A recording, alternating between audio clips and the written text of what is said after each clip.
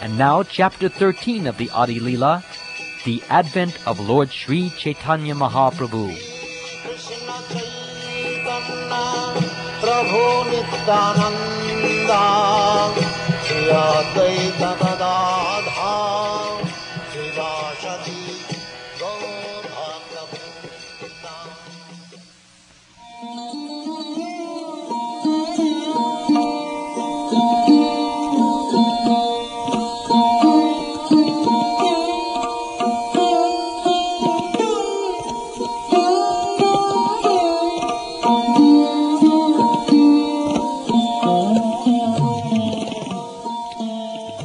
I wish the grace of Lord Caitanya Mahaprabhu, by whose mercy even one who is fallen can describe the pastimes of the Lord.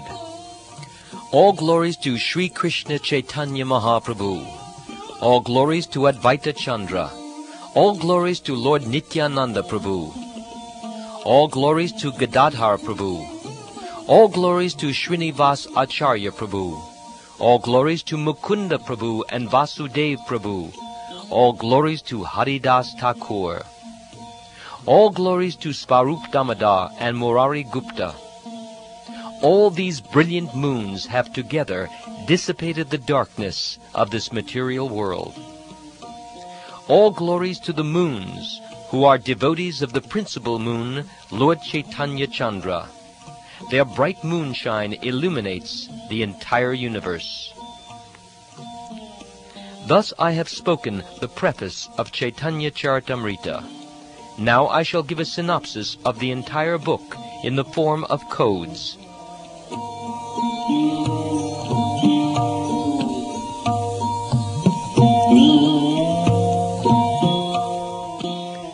First let me state the pastimes of the Lord in codes.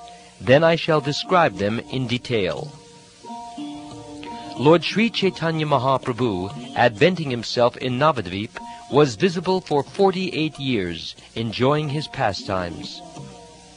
In the year 1407 of the Shakra era, Lord Caitanya Mahaprabhu appeared, and in the year 1455 he disappeared from this world. For 24 years, Lord Caitanya lived in the Grahastha ashram, or household life, always engaging in the pastimes of the Hare Krishna movement. After 24 years, he accepted the renounced order of life, sannyas, and he resided for 24 years more at Jagannath Puri. Of these last 24 years, he spent the first 6 years continuously touring India, sometimes in South India, sometimes in Bengal, and sometimes in Vrindavan. For the remaining 18 years, he continuously stayed in Jagannath Puri. Chanting the nectarine Hare Krishna Mahamantra, he inundated everyone there in a flood of love of Krishna.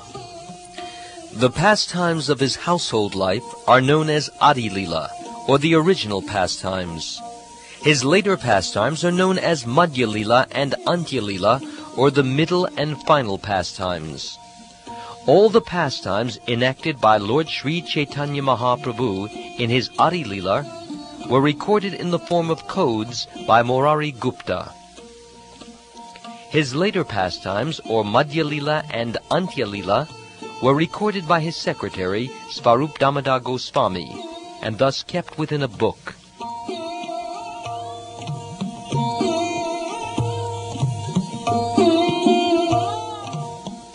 By seeing and hearing the notes recorded by these two great personalities, a Vaishnav, a devotee of the Lord, can know these pastimes one after another. In his original pastimes, there are 4 divisions: Balya, Poganda, Kaishura, and Yovana, or childhood, early boyhood, later boyhood, and youth. I offer my respectful obeisances unto the full moon evening in the month of Phalgun, an auspicious time full of auspicious symptoms, when Lord Caitanya Mahaprabhu advented himself with the chanting of the holy name Hare Krishna. On the full moon evening of the month of Phalgun, when the Lord took birth, coincidentally, there was a lunar eclipse. In jubilation, everyone was chanting the holy name of the Lord, Hari, Hari, and Lord Sri Caitanya Mahaprabhu then appeared, after first causing the appearance of the holy name. At his birth, in his childhood, in his early and later boyhood, as well as in his youth, Lord Caitanya Mahaprabhu, under different pleas, induced people to chant the holy name of Hari, or the Hare Krishna Mahamantra. In his childhood, when the Lord was crying, he would stop immediately upon hearing the holy names Krishna and Hari. All the friendly ladies who came to see the child would chant the holy names, Hari, Hari, as soon as the child would cry. When all the ladies saw this fun, they enjoyed laughing and called the Lord Goda Hari. Since then, Goda Hari became another of his names. His childhood lasted until the date of Hate Kadi, the beginning of his education, and his age from the end of his childhood until he married is called Pogunda. After his marriage, his youth began, and in his youth he induced everyone to chant the Hare Krishna Mahamantra anywhere and everywhere. During his Pogunda age, he became a serious student and also taught disciples. In this way, he used to explain the holy name of Krishna everywhere. When teaching a course in grammar and explaining it with notes, Sri Caitanya Mahaprabhu taught his disciples about the glories of Lord Krishna. All explanations culminated in Krishna, and his disciples would understand them very easily. Thus his influence was wonderful. When Lord Caitanya Mahaprabhu was a student, he asked whomever he met to chant the Hare Krishna Mahamantra. In this way he inundated the whole town of Navadvip with the chanting of Hare Krishna. Just prior to his youthful life, he began the Sankirtan movement. Day and night he used to dance in ecstasy with his devotees. The Sankirtan movement went on from one part of the town to another as the Lord wandered everywhere performing kirtan.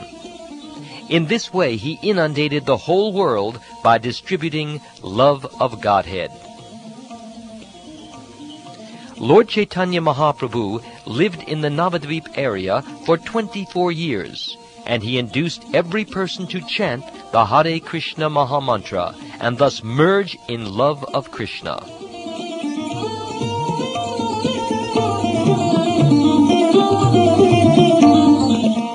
For his remaining 24 years, Sri Caitanya Mahaprabhu, after accepting the renounced order of life, stayed at Jagannath Puri with his devotees.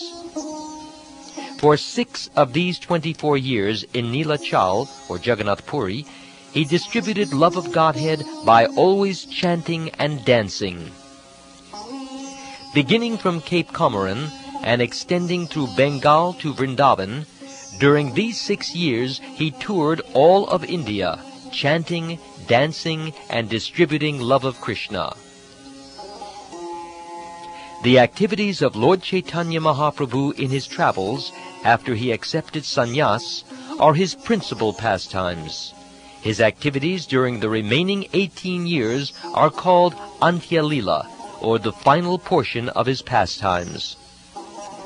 For 6 of the 18 years, he continuously stayed at Jagannath Puri. He regularly performed kirtan, inducing all the devotees to love Krishna simply by chanting and dancing.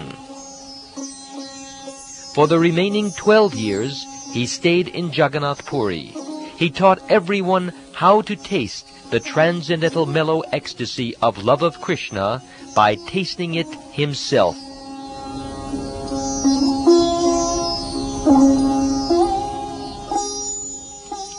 Day and night, Lord Caitanya Mahaprabhu felt separation from Krishna. Manifesting symptoms of this separation, he cried and talked very inconsistently, like a madman. As Srimati Radharani talked inconsistently when she met Uddhava, so also Sri Caitanya Mahaprabhu relished both day and night such ecstatic talk in the mood of Srimati Radharani. The Lord used to read the books of Vidyapati, Jayadev, and Chandidas, relishing their songs with his confidential associates like Sri Ramananda Roy and Svarup Damodar Goswami. In separation from Krishna, Sri Caitanya Mahaprabhu relished all these ecstatic activities, and thus he fulfilled his own desires. The pastimes of Lord Caitanya Mahaprabhu are unlimited. How much can a small living entity elaborate about these transcendental pastimes? If Sheshanag Ananta personally were to make the pastimes of Lord Chaitanya into codes, even with his thousands of mouths, there is no possibility that he could find their limit.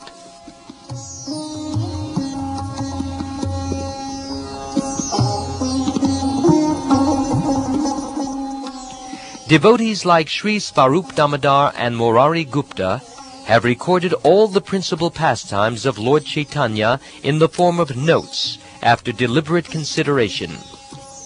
The notes kept by Sri Svarup Damodar and Murari Gupta are the basis of this book. Following those notes, I write of all the pastimes of the Lord.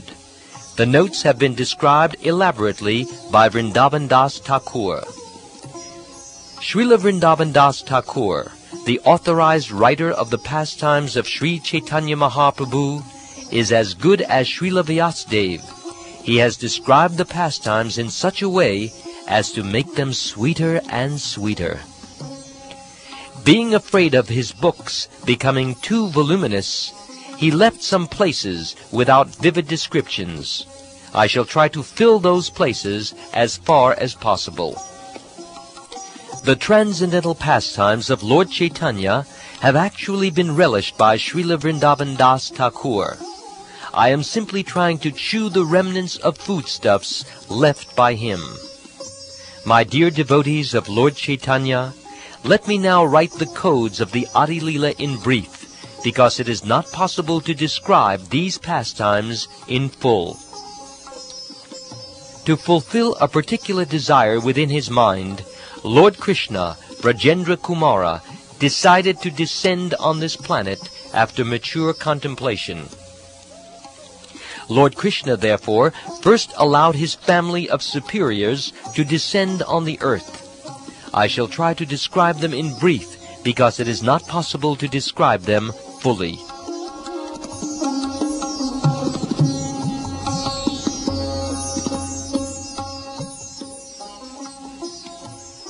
Lord Sri Krishna, before appearing as Lord Chaitanya, requested these devotees to precede him. Sri Shachi Devi, Jagannath Mishra, Madhavendra Puri, Keshava Bharati, Ishvara Puri, Advaita Acharya, Srivas Pandit, Acharya Ratna, Vidyanidhi, and Thakur Haridas. There was also Sri Upendra Mishra, a resident of the district of Sri Hatta. He was a great devotee of Lord Vishnu, a learned scholar, a rich man, and a reservoir of all good qualities. Upendra Mishra had 7 sons, who were all saintly and most influential.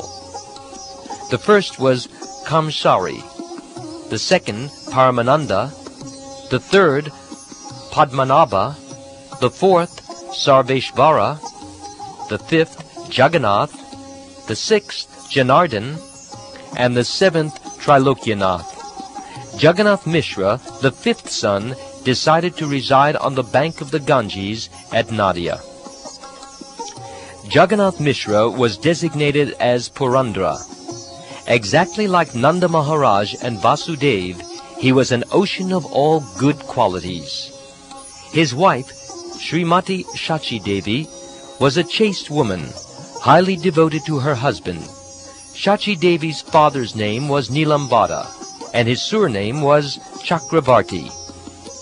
In Radha Desh, the part of Bengal where the Ganges is not visible, Nityananda Prabhu, Gangadas Pandit, Murari Gupta, and Mukunda took birth.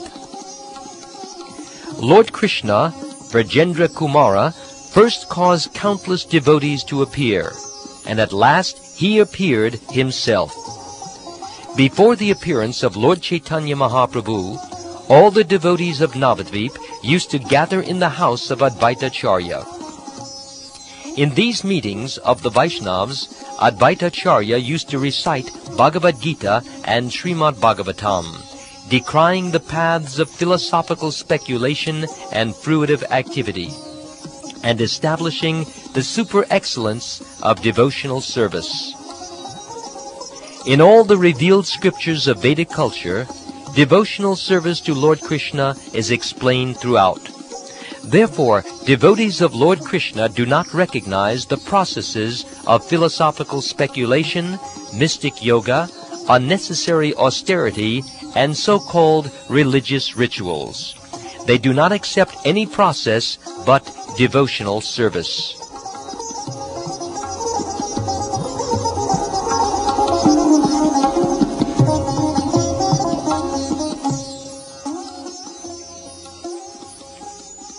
In the house of Advaitacharya, all the Vaishnavas took pleasure in always talking of Krishna, always worshipping Krishna, and always chanting the Hare Krishna Maha Mantra. But Sri Advaita Acharya Prabhu felt pained to see all the people without Krishna consciousness simply merging in material sense enjoyment. Seeing the condition of the world, he began to think seriously of how all these people could be delivered from the clutches of Maya. Srila Advaitacharya Prabhu thought, if Krishna himself appears to distribute the cult of devotional service, then only will liberation be possible for all people.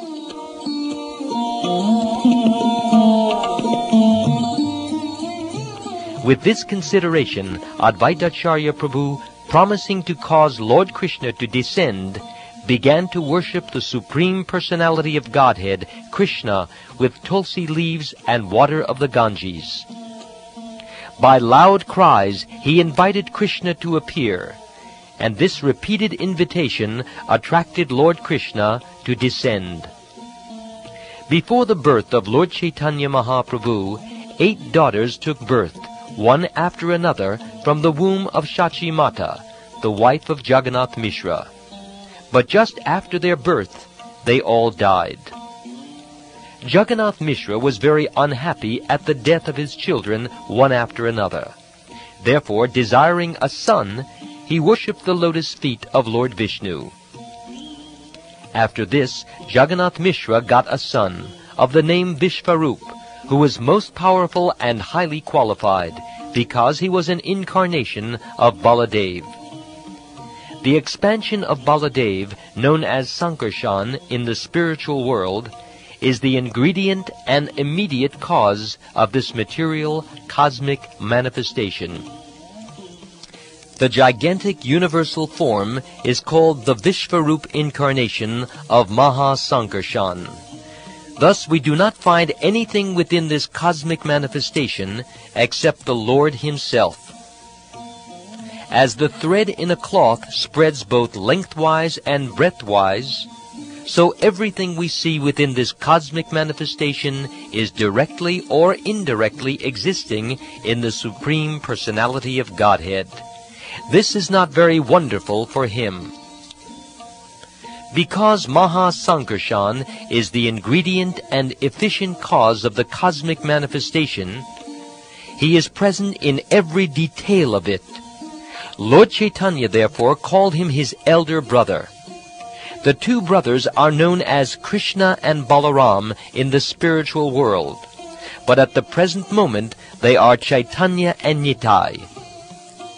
Therefore the conclusion is that Nityananda Prabhu is the original Sankarshan or Baladev. The husband and wife, or Jagannath Mishra and Shachi Mata, having gotten Vishvarup as their son, were very pleased within their minds. Because of their pleasure, they specifically began to serve the lotus feet of Govinda. In the month of January in the year 1406 of the Chakra era, Lord Krishna entered the bodies of both Jagannath Mishra and Shachi. Jagannath Mishra said to Shachi Mata, "I see wonderful things. Your body is effulgent, and it appears as if the goddess of fortune were now staying personally in my home. Anywhere and everywhere I go, all people offer me respect. Even without my asking, they voluntarily give me riches, clothing, and paddy." Shachi Mata told her husband, "I also see wonderfully brilliant human beings appearing in outer space as if offering prayers." Jagannath Mishra then replied, "In a dream, I saw the effulgent abode of the Lord enter my heart. From my heart, it entered your heart. I therefore understand that a great personality will soon take birth." After this conversation, both husband and wife were very jubilant, and together they rendered service to the household Shalagram Shila.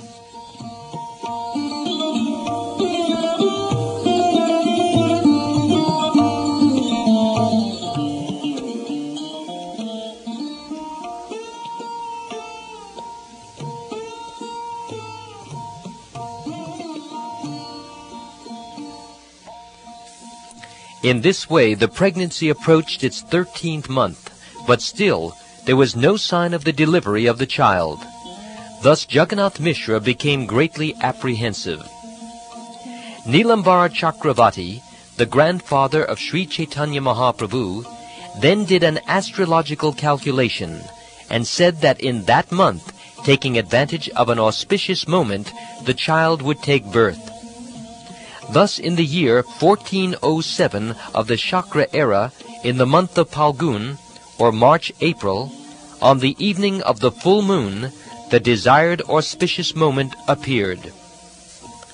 According to the Jyotir Veda, or Vedic astronomy, when the figure of the lion appears both in the zodiac and the time of birth, this indicates a very high conjunction of planets, an area under the influence of Sadvarga and Astavarga, which are all auspicious moments. When the spotless moon of Caitanya Mahaprabhu became visible, what would be the need for a moon full of black marks on its body? Considering this, Rahu, the black planet, covered the full moon, and immediately vibrations of Krishna, Krishna, Hari inundated the three worlds. All people thus chanted the Hare Krishna Mahamantra during the lunar eclipse, and their minds were struck with wonder. When the whole world was thus chanting the holy name of the Supreme Personality of Godhead, Krishna, in the form of Godahari, advented himself on the earth. The whole world was pleased. While the Hindus chanted the holy name of the Lord, the non-Hindus, especially the Mohammedans, jokingly imitated the words. While all the ladies vibrated the holy name of Hari on earth, in the heavenly planets, dancing and music were going on, for the demigods were very curious. In this atmosphere, all the 10 directions became jubilant, as did the waves of the rivers. Moreover, all beings, moving and non-moving, were overwhelmed with transcendental bliss. Thus, by his causeless mercy, the full moon, Godahari, rose in the district of Nadia, which is compared to Udayagiri, where the sun first becomes visible. His rising in the sky dissipated the darkness of sinful life, and thus the three worlds became joyful and chanted the holy name of the Lord.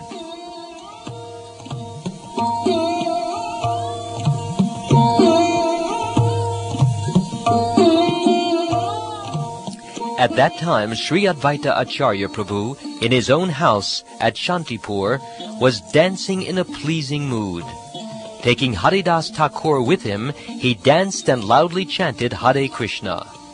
But why they were dancing, no one could understand. Seeing the lunar eclipse and laughing, both Advaita Acharya and Haridas Thakur immediately went to the bank of the Ganges and bathed in the Ganges in great jubilation. Taking advantage of the occasion of the lunar eclipse, Advaita Acharya, by his own mental strength, distributed various types of charity to the Brahmins. When he saw that the whole world was jubilant, Haridas Thakur, his mind astonished, directly and indirectly expressed himself to Advaita Acharya. Your dancing and distributing charity are very pleasing to me. I can understand that there is some special purpose in these actions. Acharya Ratna, or Chandrasekhar, and Srivas Thakur were overwhelmed with joy, and immediately they went to the bank of the Ganges to take bath in the water of the Ganges. Their minds full of happiness, they chanted the Hare Krishna mantra and gave charity by mental strength. In this way, all the devotees, wherever they were situated, in every city and every country, danced, performed Sankirtan, and gave charity by mental strength on the plea of the lunar eclipse, their minds overwhelmed with joy. All sorts of respectful Brahmin gentlemen and ladies, carrying plates filled with various gifts, came with their presentations. Seeing the newborn child, whose form resembled natural glaring gold, all of them with happiness offered their blessings. Dressing themselves as the wives of Brahmins, all the celestial ladies, including the wives of Lord Brahma, Lord Shiva, Lord Nrsingadev, King Indra, and Vasistha Rishi and Ramba, a dancing girl of heaven, came there with varieties of gifts. In outer space, all the demigods, including the inhabitants of Gandharva-loka, Siddha-loka, and Charana-loka, offered their prayers and danced with musical songs and the beating of drums. Similarly, in Navadvip city, all the professional dancers, musicians, and blessers gathered together, dancing in great jubilation. No one could understand who was coming and who was going, who was dancing and who was singing, nor could they understand each other's language. But in effect, all unhappiness and lamentation were immediately dissipated, and people became all jubilant. Thus Jagannath Mishra was also overwhelmed with joy. Chandrasekhar Acharya and Srivas Thakur both came to Jagannath Mishra and drew his attention in various ways. They performed the ritualistic ceremonies prescribed at the time of birth, according to religious principles. Jagannath Mishra also gave varieties of charity. Whatever riches Jagannath Mishra collected in the form of gifts and presentations, and whatever he had in his house, he distributed among the Brahmins, professional singers, dancers, bhattas, and the poor. He honored them all by giving them riches in charity.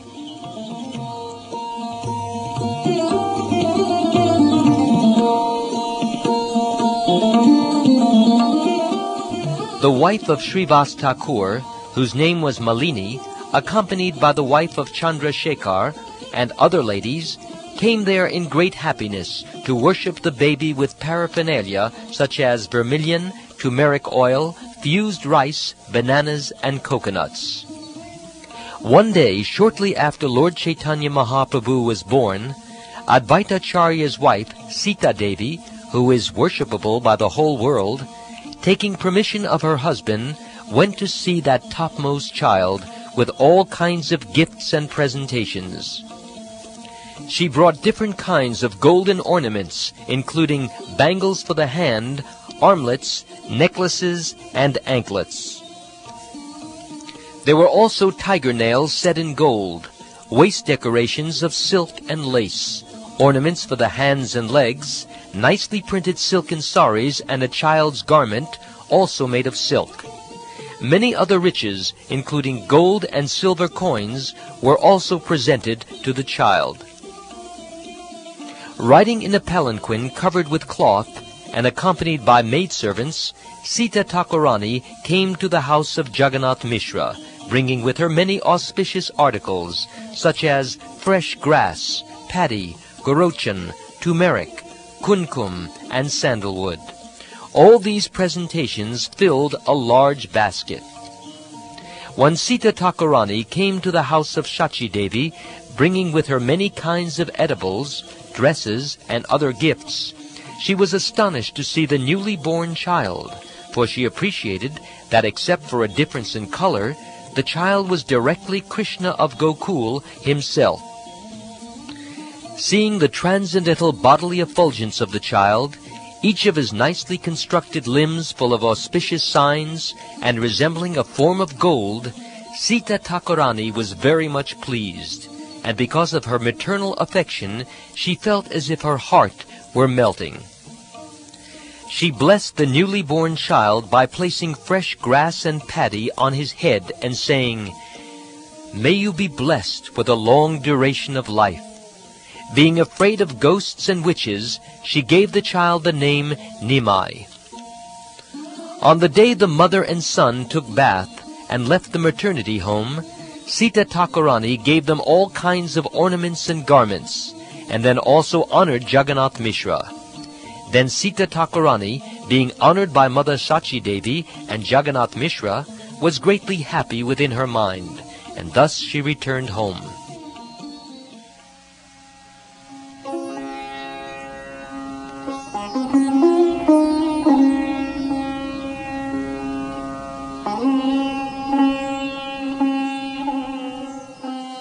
In this way, Mother Sachi Devi and Jagannath Mishra, having obtained a son who was the husband of the goddess of fortune, had all their desires fulfilled. Their house was always filled with riches and grains.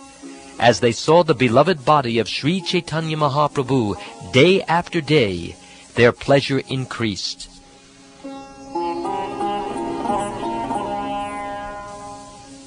Jagannath Mishra was an ideal Vaishnav. He was peaceful, restrained in sense gratification, pure and controlled. Therefore he had no desire to enjoy material opulence. Whatever money came because of the influence of his transcendental son, he gave it in charity to the Brahmins for the satisfaction of Vishnu. After calculating the birth moment of Lord Caitanya Mahaprabhu, Nilambar Chakravarti privately said to Jagannath Mishra that he saw all the different symptoms of a great personality in both the body and birth moment of the child. Thus he understood that in the future this child would deliver all the three worlds.